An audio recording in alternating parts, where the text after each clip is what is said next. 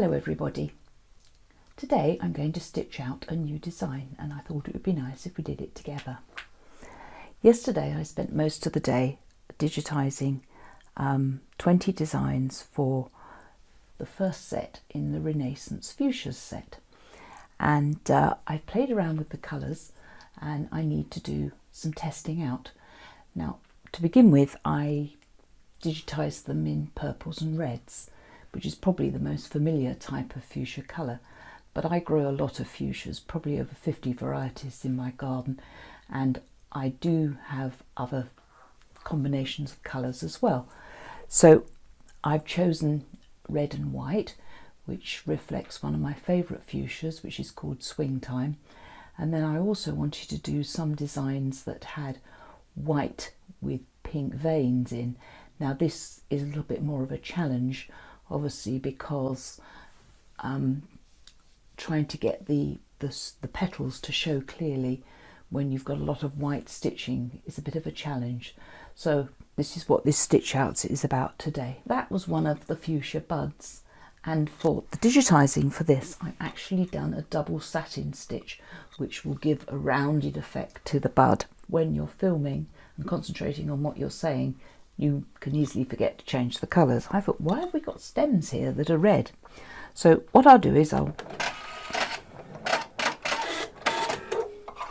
take off that thread, and when you do that, you stitch out a wrong colour, you can usually get away with not unpicking it and just stitching over the top. I need to take the machine back to the first stitch of that colour.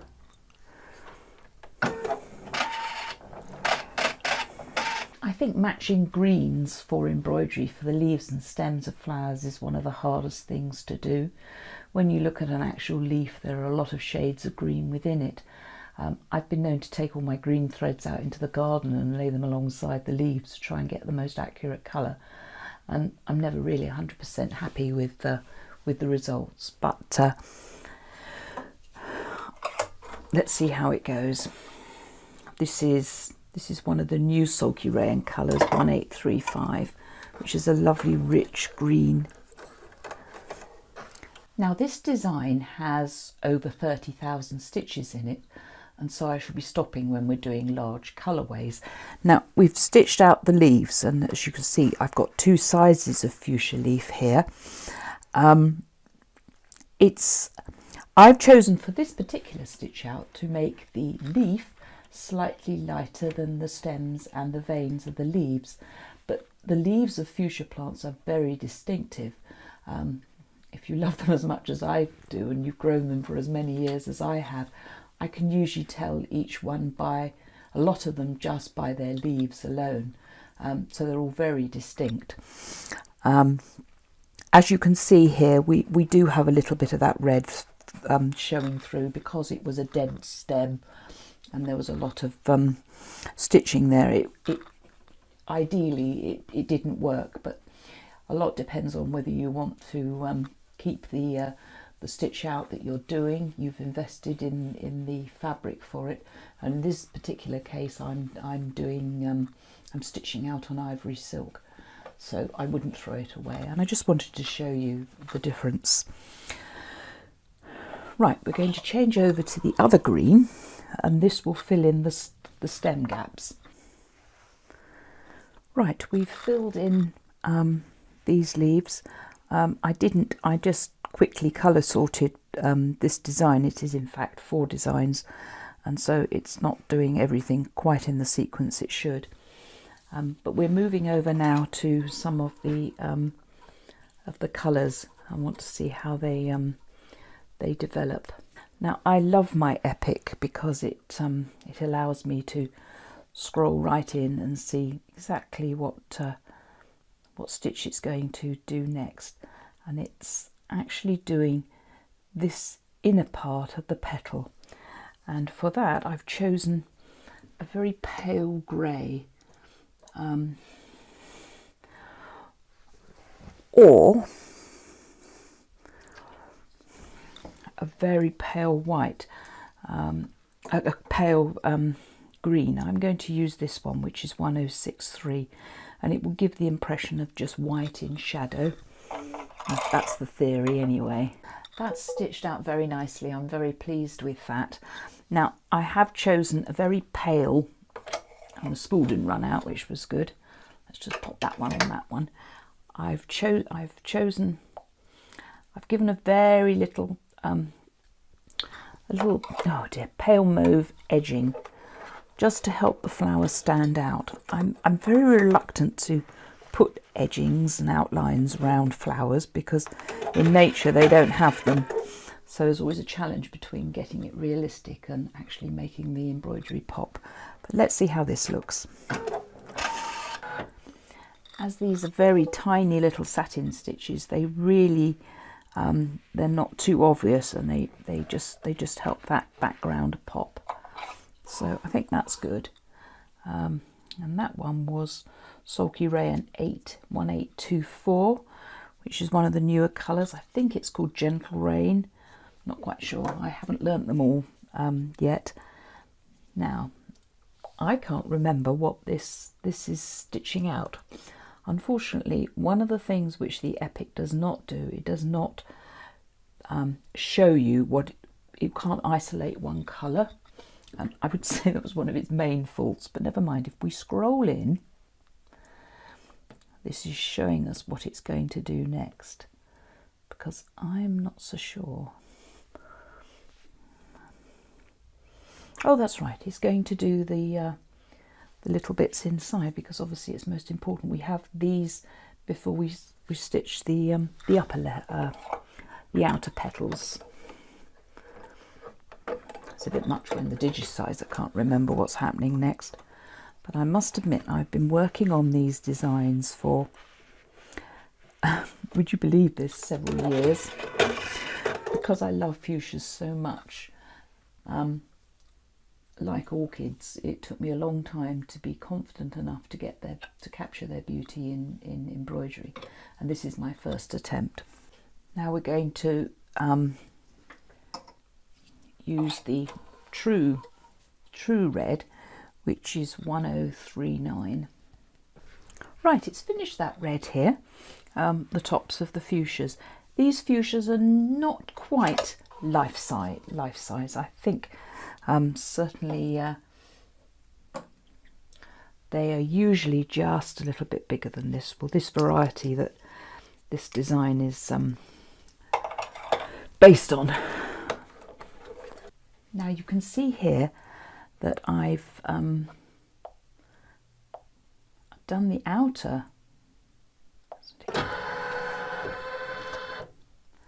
Let's take it off the embroidery unit for a minute. As you can see, I've done these outer bits in a slightly darker red to try to give the impression that these are behind these ones. Getting the right balance for blending flowers like this can be quite difficult. Now the next thing I'm doing are the veins, which are on these petals. So for that I've chosen a darker one, which will be, hopefully, I don't want to go too dark. The other option, something like that, is just far too dark, or that's a brown. There's this one here, 1035. Obviously these are quite thin, so it's a matter of laying the thread on that one's going to fade in, I think. So I'll do it in this burgundy, which hopefully I've got enough of. Let's put it back on the...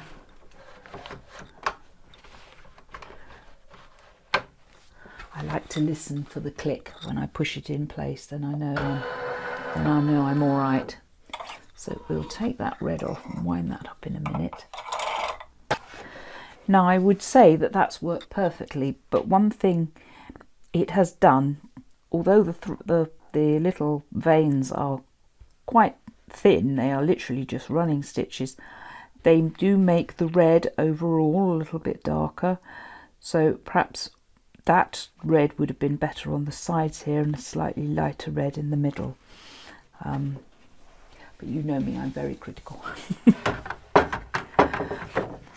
tend to have a spare of every colour, because invariably it's you know, if you haven't, that's the one that you need. Right, we're going to do the middle now, and for this I've got a choice. I've got 1022, which is a cream, or I've got this Robson Anton thread which I discovered, which is called Eggshell, and I love it. It's just marginally lighter than the cream. I would never be content that there couldn't be, even if there was twice as many threads around and colours, that they still wouldn't be enough for me, because to me that's quite a difference. So I'm going to use this one because it's not so yellow. Here you can see the fuchsias developing very nicely. Remember, this is a test stitch out, so there will be the odd little error which I will rectify. I've got a tiny bit of a gap here where these two colours blend together, which I've got to deal with.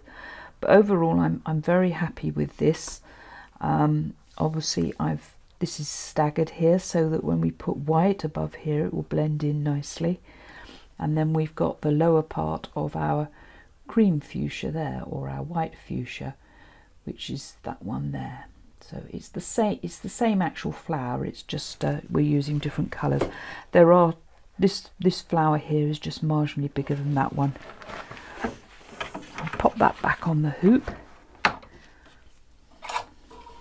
Now that eggshell is a beautiful colour. Do remember that when you're dealing with 1022, when you're dealing with very pale colours, they do look different depending on the fabric that you're embroidering them on. A white will look very different on white compared to a dark grey or a black fabric. So now we're going to stitch in the middle here, and then we will move on to the next flower.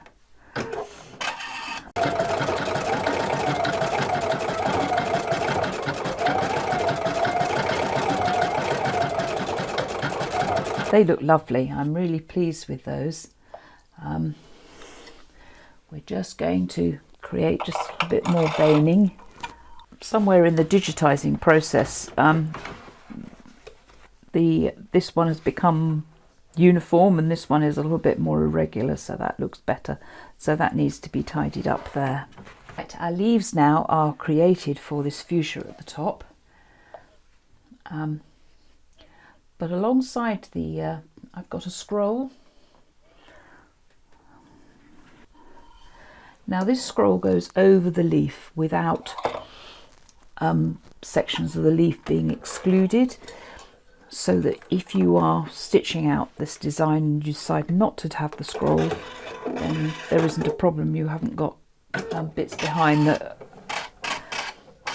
over the leaf.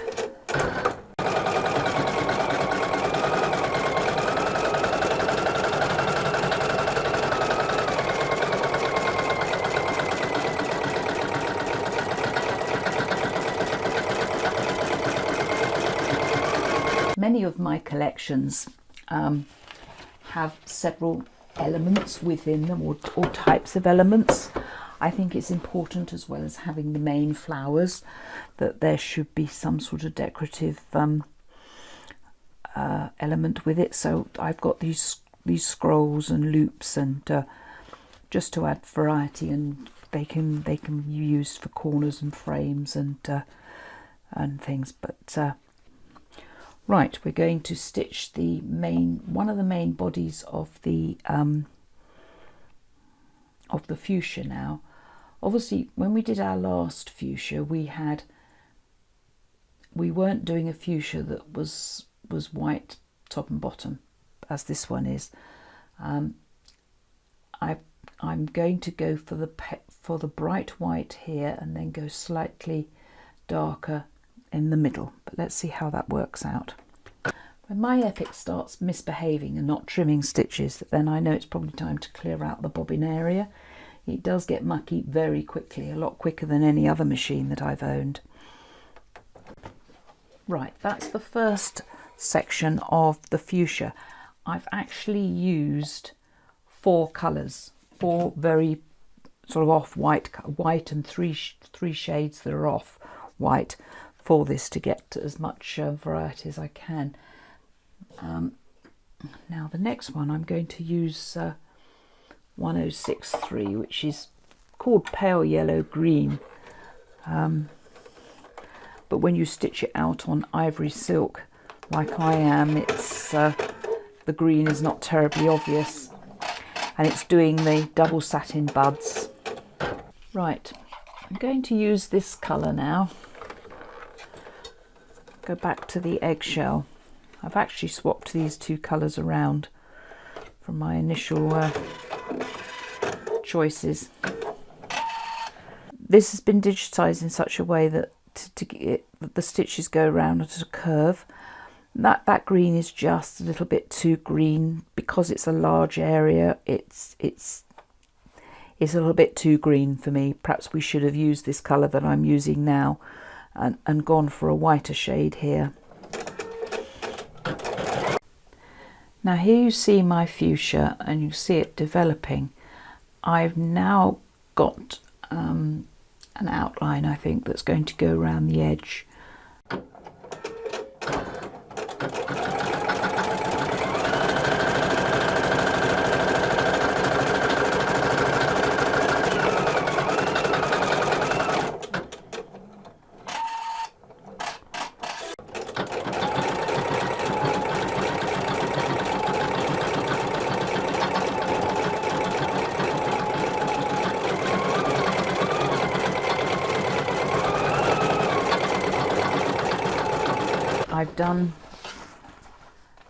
I've done that centre bit with 1071 at the bottom and the eggshell at the top.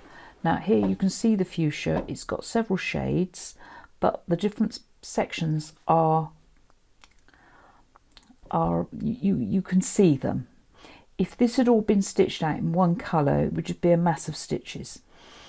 I'm going to make these buds much bigger, because often on fuchsias you get another set of flowers coming in afterwards, after the first set growing at a junction, but they're usually not that far behind, so those need to be bigger. Now I'm going to pop this back on the hoop, on the embroidery unit, should I say, and I've got to make a decision as to which. I've got 2 colours here to choose from. There's I was thinking about doing a grey as the outline, or using this green. I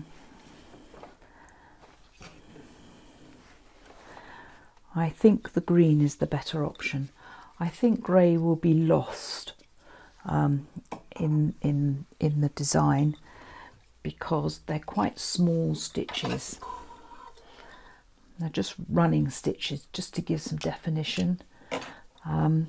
So good old light putty Sulky Rayon 1229 is out again. I do love this green, and it seems to be so versatile, because depending on where you put it, it can look very, very different, but here I think it will be perfect.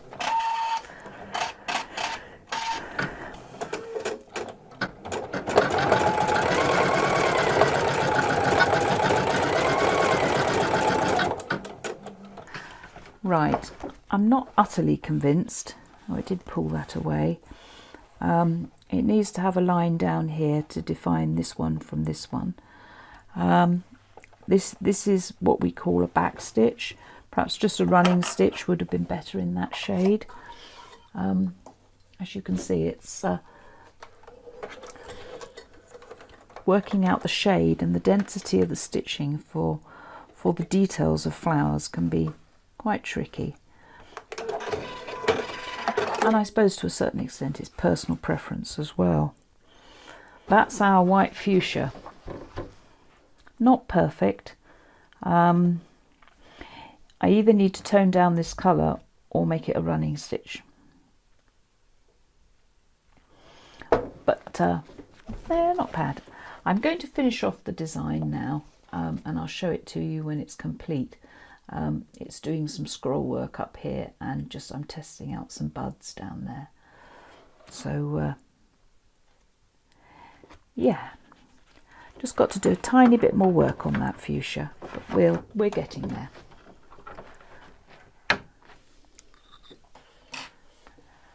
Thank you for watching. I hope you found that interesting, my endeavours, and I hope it will make you think a little bit more about the colours that you use for your embroidery. They have to be subtle, they have to blend well. Here you can see the finished design. I've stitched it out, and I hope you like the little flowers. I've given them a green centre because I think that gives them a lot of delicacy. So this is the overall design, and I'm quite pleased with that. There are a few little alterations to be made to the designs before I release them, but I'm excited about this new collection, and I hope that you'll all love it. It won't be the only fuchsia collection that I create. There will be more. As you can see, I'm quite passionate about these flowers, and I'd love to capture some of my favourites in embroidery. I hope you found this useful.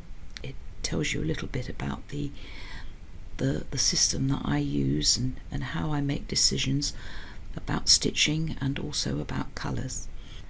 Until next time, when we have another edition of Hooping with Hazel, bye for now.